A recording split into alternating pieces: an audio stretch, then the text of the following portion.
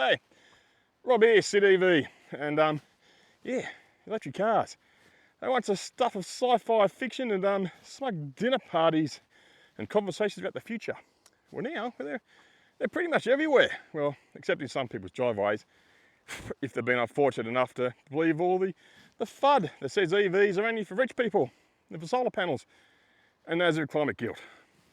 BYD though, they've arrived to ruin that narrative, that's for sure. Not only did they kill that narrative, they've also put an end to it and murdered it and put it to bed. Basically, they've come up with an EV so cheap, it's actually affordable. Like, you know, properly affordable. Not affordable as in skip lunch every day for a year to be able to maybe afford it. Actually, be able to afford to buy it.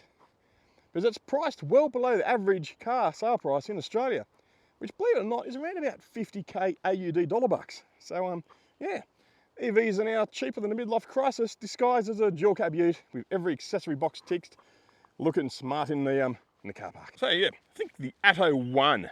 It's the mic drop of the car world that Elon promised with his people's affordable car. So let's have a look at this Atto 1 and also the slightly little bit overweight sibling, the Atto 2. Now I've come up with what I call the EAT DIC metric. So start with the E. Externally, it's a city hatch, small, electric, looks like it was designed by someone who went to a Mazda 2 and thought, what if you made electric and only charged 30 grand for it? Well, looks like they have. 3.7 metres long, 1.7 metres wide, so it's bigger than the Kia Picanto, which is the cheapest available, affordable, brand new car available that's affordable on the market today. And it's smaller than the Mazda 2, which is pretty small. So basically it's the Goldilocks zone of city EVs. Just right for squeezing into tight parking spots and also perfect for fitting in the budget too. Atto 2 though is the smaller SUV, bigger brother if you like. It's taller, stronger, and probably be better than climbing curbs than the Atto 1. The A, aesthetics and accessories. The Atto 1 comes with vegan leather seats, not made from actual vegans, so that might upset some. 10.1 inch rotatable touchscreen and Apple Android Autos, because once again, not measured in real measurements, it's like centimeters. Higher trim also gets seated heats, wireless charge phoning, and a camera that sees like in every degree, except for that no parking sign after 5 PM in the middle of the CBD or a petrol station. The Atto 2 though has that sort of stuff, but more, because it's bigger, and because it's bigger you can fit more stuff in it. And probably more buttons, because some do like a good button fondle. The T, text, data and specs. Atto 1 has 55 kilowatts of power. Not much, but that's what you need, because remember EVs, it's all about the torque. Speaking of torque, 135 Newton's best meters, which is great.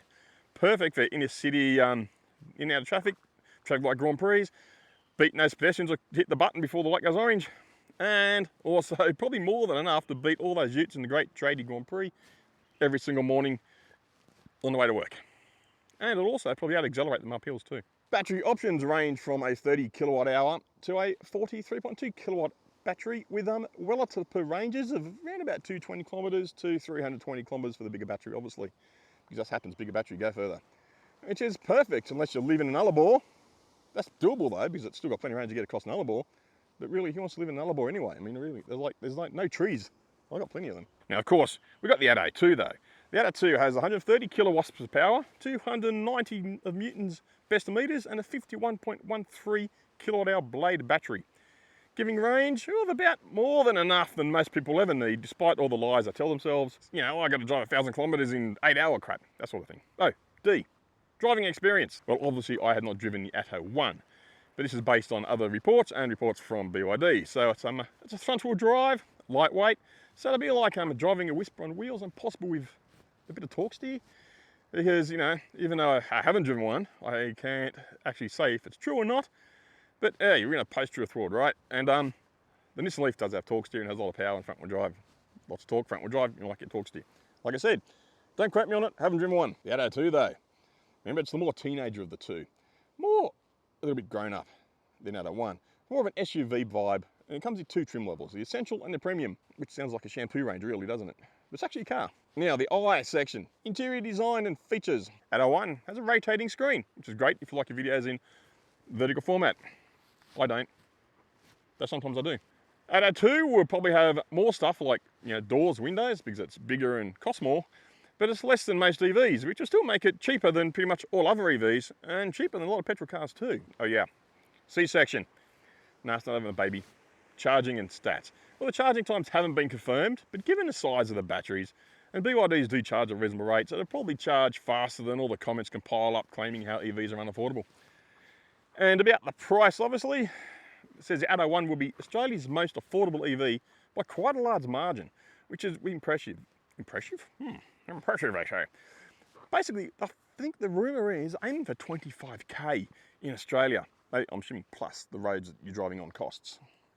You're not going to pay for the road because that's what your rates do, not your fuel excise. The on-road costs, like your taxes, which go to the states, which might pay for rates. Where was I again? Oh yeah, 25k. That's it. The key word here is might, though. It might be 25k. They're aiming for that, like I said before. So yes, it's officially affordable. So the argument's over. Simple as that. EVs are affordable in Australia now with the BYD Atto 1 and the Atto 2 coming here. So if you've got 25k and you want to live with the reality of never actually going to a petrol station or caring about the oil price, then yeah, give it a look. Anyway, that's it. BYD Atto 1, Atto 2, possible Australia's most affordable EVs and probably one of the most affordable cars on the road, coming very soon to a showroom near you. Check them out. Oh yeah, thank you for watching. Take care. See you all later. Bye.